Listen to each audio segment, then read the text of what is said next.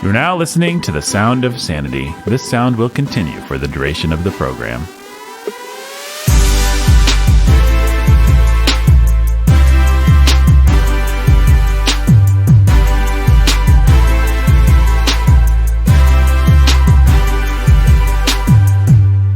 Hey everybody, welcome to Sound of Sanity. It's your old pal Nathan, your humble and obedient host with a lot, the most.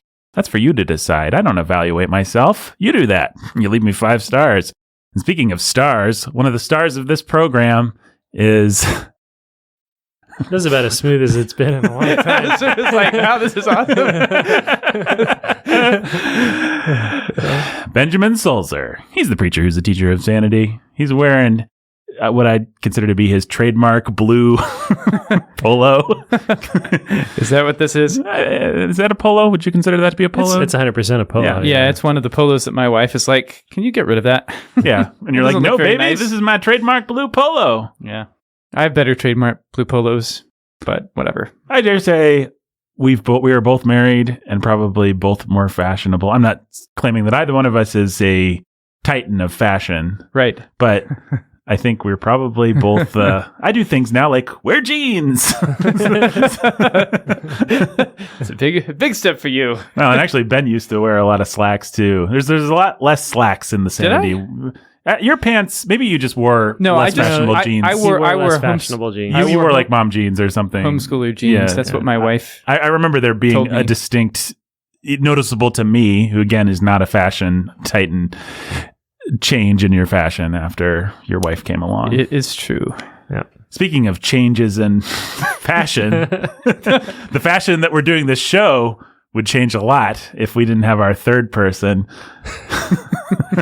Thanks. For the worse, it would change. I mean, yeah, it would. And also, he's arguably the most fashionable of the three of us.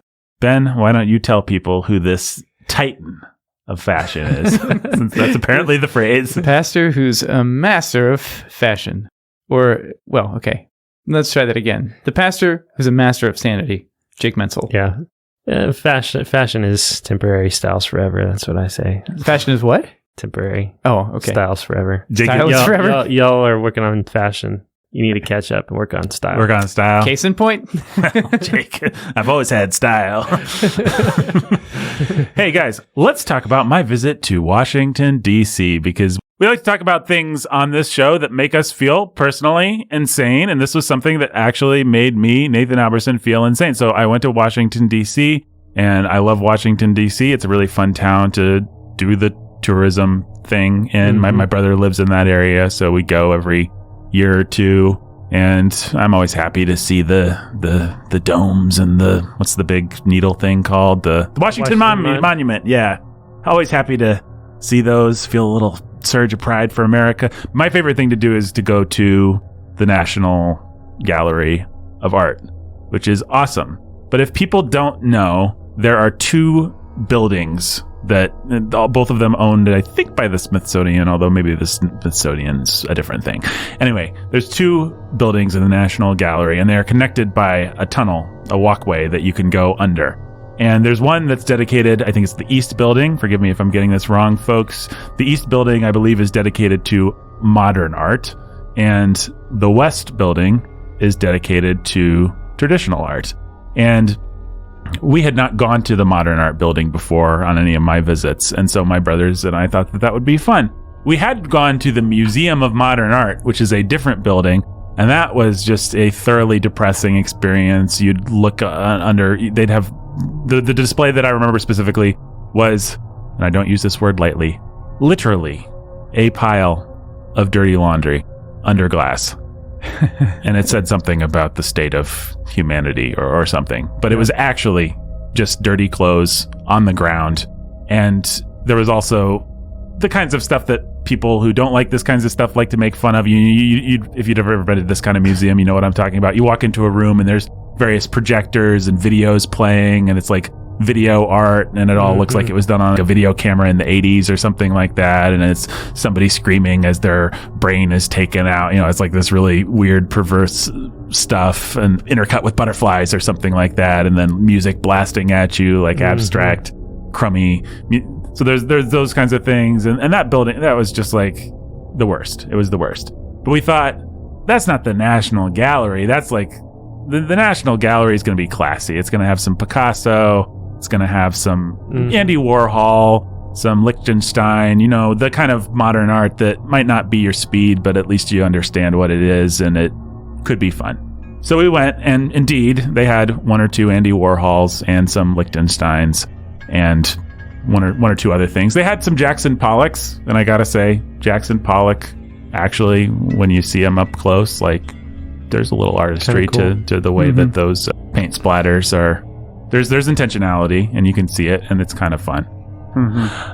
That being said, that was probably 4% of what was there, and the vast majority of it was just the same thing. There, you'd walk into a room, and there was like a paint splatter on the ground, and there'd be like a display that says, don't touch the splatter. It just looks like somebody vomited on the ground, and it would say like, don't step on it. It's art. You'd walk into another room and there'd be some light bulbs next to a rusty, pane of metal, and the light bulbs would be flickering on and off, and this would be art. We saw the stages of the cross, and the stages of the cross, or the stages of the Passion, and I don't know, it had some sacred name, and all it was a room full of empty pieces of paper with dots on them, and they were the various stages of the cross, I guess, or something like that.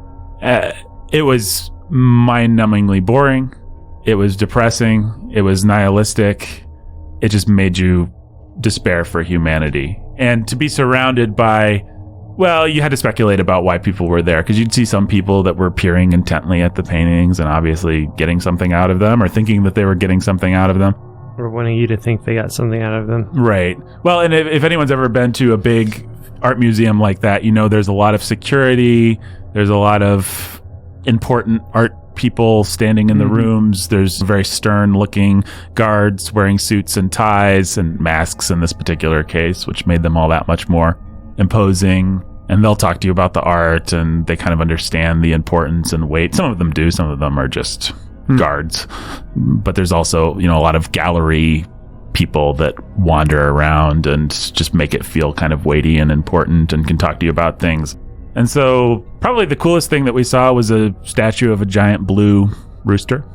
I don't know who did it, but it was just a giant rooster painted completely blue. We took our picture in front of the giant blue rooster, which said something about the state of humanity. Anyway, that was going to be our day. We were going to go home, and then my brother's like, I really remember the dome in the other building. Can we just go stand under the dome for a second? Like, he remembered how cool, he didn't care to see any of the art, but he just remembered how cool the building was. And it had been years since any of us had been there. And so we were like, yeah. So we walk under the tunnel that connects the two buildings, and we come out into, I'm sorry, I don't remember the west or the east. I think it was the west building.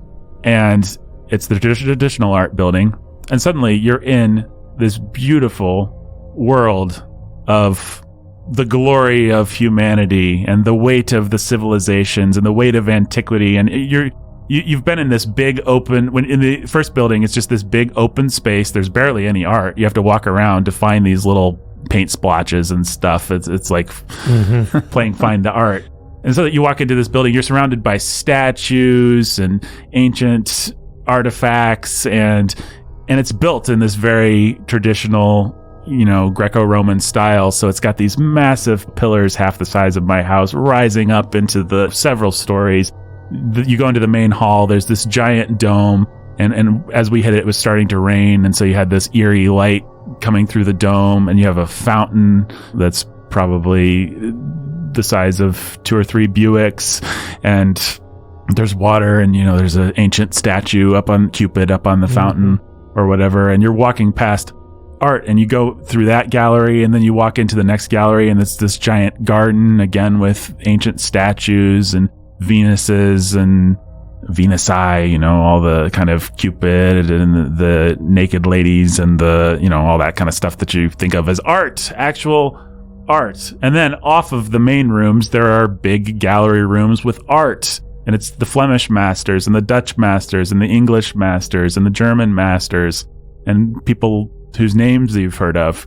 And they paint these giant, magnificent paintings of things where humans are doing things, where they're fighting battles, where they're making love, where they're out at the opera. And any idiot, you could be the most redneck, rube person who does not care about art. You walk into this building, you're going to be impressed by it. And you're going to find a painting of something that you like, because maybe you like battles, maybe you like the Old West, maybe you just like sunsets. You'll find a picture that represents a thing that evokes emotion in you because you're a human being and you see human experience being represented in this picture. And so it's just glorious, especially as somebody who does enjoy those kinds of things, who enjoys the humanities, who enjoys ancient cultures and different cultures and the history and all that. I'm a sucker for that kind of stuff. I enjoy museums and things like that. And it's just glorious. And it made me feel really, really crazy, because it's like, why haven't we nuked the first building? I mean, it'd be one thing if the first building was all we had, if the first building was what we thought art was. But the fact that you can walk over to this beautiful building full of art, like actual art, Michelangelo art, all the Ninja Turtles art, and then you have this nihilistic garbage. Why would anyone go there? Why would anyone waste their time? What happened? Like, does anyone stand in the one building and actually think that they're getting something? Do they feel like their soul's been nourished? What's the worst restaurant? It's like a Red Robin next to the best steakhouse in the world, and there's a tunnel connecting them, and the price is the same. And the price is the same.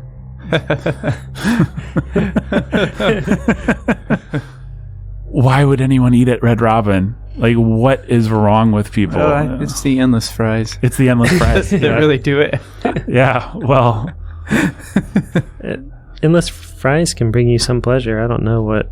Yeah, no, Red Robin would be an infinitely superior experience to some paint that someone threw on the ground and then named some thing that made you feel like it was political or gendered or the woman's suffering or something like that, and then it's just like a splotch of paint and you're like, oh well, I'm sorry for all the women that have been paint splotched and that's not an exaggeration, by the way. I mean, that is, like I said, we had the stages, or the stations I guess it was, of the cross, and it was just some garbage white canvases with black lines on them. You would never in a million years stand in that room and think there was anything sacred or anything being represented of any sort of religious value. Like, I've been to a Catholic church. I've walked through the Stations of the Cross depicted artistically many times in my life, but let's just say it ain't a white canvas with black lines. Anyway, that's the thing that made me feel crazy. What do you guys think about that? It just keeps making me think of, I don't know if this is just Lady Wisdom. You preached a sermon last week on Lady Wisdom. Mm-hmm. All who hate me love death. Yeah. And this week we're coming to the part where Wisdom has built her house and it has 7 pillars. And she's prepared her feast. And she's calling the simple to come to it. And then Lady Folly is represented as a prostitute on a doorstep, calling people off the straight path to come to her house and eat of stolen bread and drink stolen water, and or forbidden water or something. And it's just such an illustration to me, hearing you talk of just that. Like, we love death. We love and death. We have a memorial to death and the death of Western civilization as we attempt to preside over it. Yeah, I think a lot of people probably do the opposite of what we did. They start in the traditional art because that would make sense. And then you walk under the tunnel and suddenly you're just surrounded by the death of civilization. Yeah. Yeah. And if you've spent all day in just surrounded by all of this glory and beauty and have been sort of a glutton for glory, you can probably walk over to the modern art side and feel some relief and catharsis for just vomiting it out. You know? Yeah. Well, but it's gross. I hate it when, well, I don't know how to put this, but there's something particularly degraded about being part of a culture where Satan doesn't even have to wear a mask. Like the prostitute on the doorstep she's putting on perfume. You know, you read about Lady Folly, like her house leads to Sheol, but she doesn't advertise her house as leading to Sheol. Right. We have a long description of how she... Stolen bread tastes sweet. Right. She gusses herself up. But we are so degraded in a Romans 1 kind of a way that we actually are just like, where's Sheol? Where's the rotten bread? Where's the death? Yep. Where's the dirty laundry? Yeah, can I just make love to death? Yep. Well, and it's like, it's why, what's his face? You don't want to talk about this stuff too much, but you have the gay rapper in the video that he made, where he's with the devil or something like that in his music video, and made a collab shoe with Nike that put his own blood into the shoe. For real? Yeah. The guy that just died, right? I don't think he died. I think he's still alive. Oh, no. That guy, yeah. Never mind. I was confusing two things. No, he's still alive, but part of his collab with Nike was they put like this red fluid in a limited number of shoes and some of his blood in it. And like in reference the passage in Luke, I saw Satan fall like lightning. Put the verse. Wow. That verse there. Yeah. Just like, let's just go full on into perversity. And that's art. That's pop art. That's pop culture art. That's what you can get away with now in pop culture. That was the kind of thing that you would see in really avant-garde modern art displays, 10, 15, 20 years ago. Well, it's really sad, and it's really sobering. It just makes you think. You don't... I mean, we're used to thinking of sin as being a hook with a worm on it, but Satan would love to do nothing more than just give us the hook. Like, we Make you love the hook? Yeah, we don't actually get... At a certain point, we're so degraded that we don't even make him give us a worm anymore. And that's a terrifying place to be. What's the difference between something like that has a little minimal value, maybe like Pollock, versus the pile of dirty laundry? It's just the intentionality I think you're talking about. You can tell. This may not be the complete answer, but at least one answer is: did the artist care about me as the participant? Did they value me as someone who's entering into this and give me a way in? Jackson Pollock, actually, he doesn't. Maybe you have to be an art snob to like him, but there is a group of people that can find a way into Jackson Pollock. I'd say the same thing with Andy Warhol. You know, we could decide who fits on what side of the category. But that Stations of the Cross thing, there is no way into that. There is no way that I know that's the Stations of the Cross unless I read the little plaque. And once I read the little plaque, my understanding of the Stations of the Cross is not illuminated. That person, in a fundamentally nihilistic way, did not care about me finding any kind of meaning, any kind of beauty. I think a good artist can make you work for it, and some artists prefer to make you work for it more than others. But at the end of the day, you have to love the people that you're working for. I mean, in any trade, you're not just making it for yourself. For art's sake. For art's sake. And there is something so narcissistic about so it seems like with the Stations of the Cross thing, what that artist loves is he loves for people to hate themselves. And the people who like that art know that. And that's what they're there for. They're there for the hook. Right. They're there for the hook, and they're there to sort of say, well, you may think it's just a hook, but I'm smart enough to see the feast here. I get it. And they're there for the pride of being part of the End Club. And it's just so empty. It is so empty. Well, but that makes...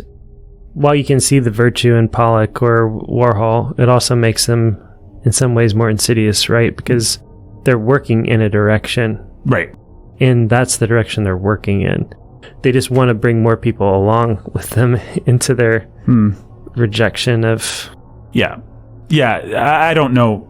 I don't really know what I think about either one of those men. They were both perverse in their personal lives, and I think they were probably both perverse in their work lives. But the only point to be made is that you can look at the different colored Marilyn Monroes and get something out of it. See artistry. You can see intentionality. Yeah. And with some abstract art of other kinds, you can too. For sure. Well, I've seen pictures of Jackson Pollock, and I've just been like, this is what a waste of time. I can't believe he made people pay for this. What a joke. Standing in front of an actual giant wall-sized Jackson Pollock canvas you could see intentionality. You could see where he stopped using this color and started using that color, or painted some lines in there. You could see something. And so maybe it was just, I was in such a desert that to find some cactus that I could rip open and find 2 droplets of water and felt profound somehow. Yeah. But you did perk up anytime you saw a name that you liked or that you'd heard of. Like, oh, there's Andy Warhol. I know who that is. There's Jackson Pollock. Most of it was, quite frankly, women artists and or people of color or otherwise politicized groups, and most of it was just their dirty laundry. So do you have any idea when the modern wing was opened? That'd be worth knowing, I think. That's a great question. When, I'm putting in Google right now, the modern wing of the National Gallery opened. So the National Gallery of Art in general, it looks like, was founded in 1937, so it hasn't actually been around that long. Interesting timing in itself. Okay, 71. So 40 years later. And 50 years ago. Celebrating its 50th anniversary this year. Well, here's a little plug for our movie podcasts today, folks. We're about to record a couple podcasts on... we're about to record 2 podcasts. One of them is on Spider-Man Into the Spider-Verse. I'm gonna again try and make my doomed case that that Spider-Man Into the Spider-Verse is actually Jackson Pollock or Andy Warhol. They're the nihilists that have figured out how to make it cute and draw us all into their nihilism. And again, I will lose, and everyone will claim it's about fatherhood or some garbage like that. But you can listen to that podcast to hear us litigate that, and you can listen to our Close Encounters of the Third Kind podcast to hear about the absolute degradation of our culture that led to all that kind of new age baloney. What a horrible, well-crafted, horrible movie. I hate that movie. I've never hated that movie more. It just makes you reevaluate Spielberg's entire, especially his early career, and think what an angry young man he was. Yeah.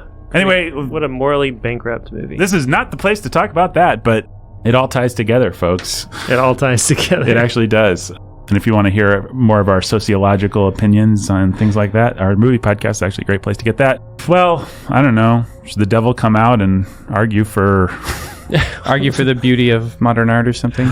He couldn't. I don't think he could. The best that he could do is some kind of idiotic Russell Moore argument where, isn't it great that the veneer and the hypocrisy is going away and things that are being exposed for what they are? And I hate hypocrisy. I hate hypocrisy. I grew up with a lot of evangelical hypocrisy and Pentecostal hypocrisy and all that sort of stuff. But man, the older I get, the more I sort of appreciate it as the tribute that vice pays to virtue. Amen to that. Like, man, it's better to live in a society where everyone has to pretend like virtue is a thing. You actually don't want to live in the society where all the veneer is stripped off. It's not a very pleasant place to live. And if you need proof of that, just go to the stupid National Gallery of Art modern wing. It's not a very pleasant place to be. Or continue living in the modern West as it crumbles around you. Well, I think one lesson of that kind of art is something that people have that conservatives have I think probably too late we understand it now, but I think we've never quite grasped how much the university and the higher culture is not actually this cordoned off little thing. It's actually the harbinger of where everything's going. Yep. Regular culture is catching up with university culture and with higher culture, whatever you want to call it. Pop art is catching up with fine art. Movies are going in that direction. Books are going in that direction. We're getting there quickly. If you thought that Marxism was just this thing that dumb professors preached on a university that wasn't actually going to leak into real life, then you were foolish. And maybe that sounds like an obvious statement, but the only way it happened was because a bunch of people thought that tumor's over there. It's not going to kill the rest of my body. Well, any more thoughts about art or anything, guys? No. Christianity's pretty cool. I mean, not to be all gospel coalition-y, but you see a Judeo-Christian Western civilization that yes, there's a lot of perversity even in the traditional art wing. There's a lot of eroticism. There's a lot of glorification of all kinds of things that are wicked, and there's a lot of pride, and there's a lot of money. But also there is a real glorification of what is glorious about the image of God in man and the cool things that men have been able to do. And there's a lot of glorification of God in Christ, actually, in those paintings. I don't know. People are so stupid. Would you like to open that up for us? No, I really wouldn't. I really am tired of... I just had this conversation the other day with this friend who's simultaneously intent on mourning the loss of 2,000 years of Western civilization and entirely blind to all the ways that he plays into the destruction of it. Mm-hmm. And is part of the movement that's destroyed it. And just drives me nuts. Well, maybe that's the final question. How is it my fault that modern gallery exists?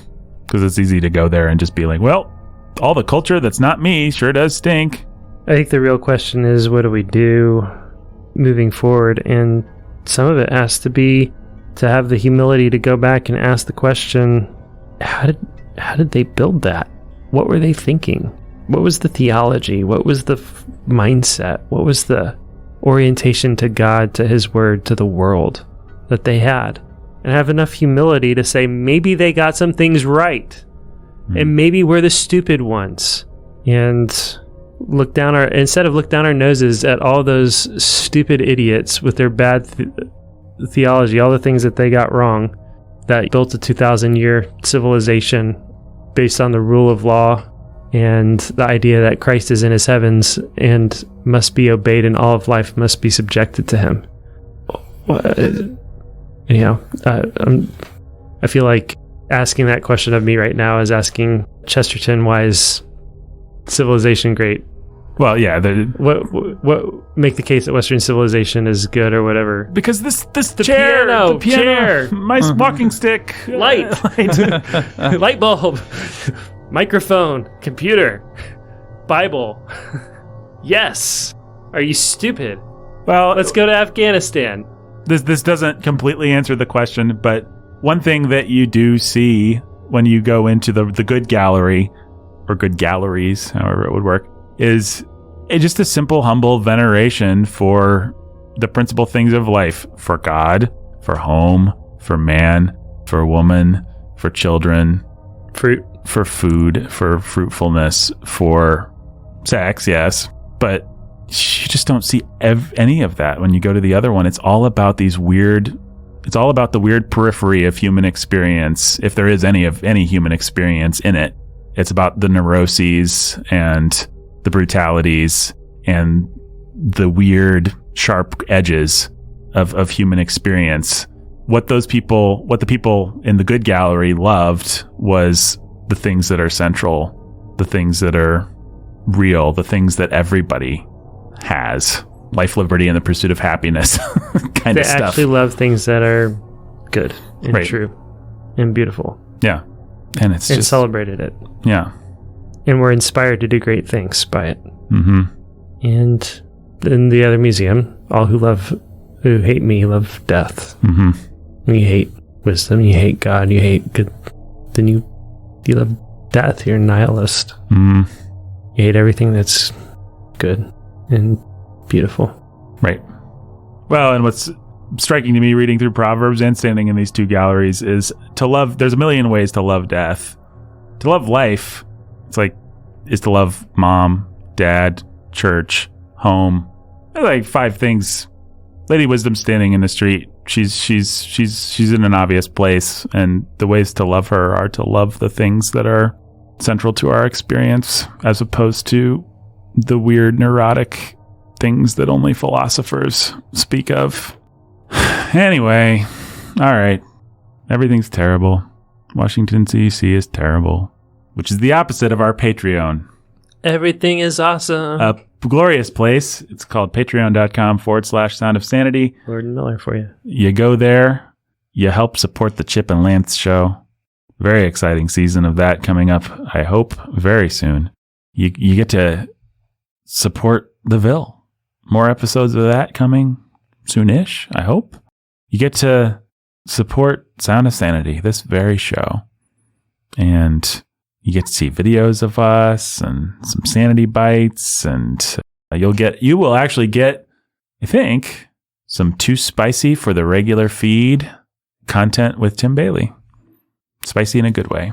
So cool. If you want to hear the end of our conversation, you have to be like Patreon level mature to hear. Then go to Patreon today and you can hear that. Very helpful marriage discussion, but one that we thought needed more parsing out for kind of the mainstream crowd, which is fine. But for our patrons, we know you guys are smart. So patreon.com/Sound of Sanity. Support us today. Also, Sound of Sanity on Instagram. Rate, review, subscribe, share. And until next time, stay sane.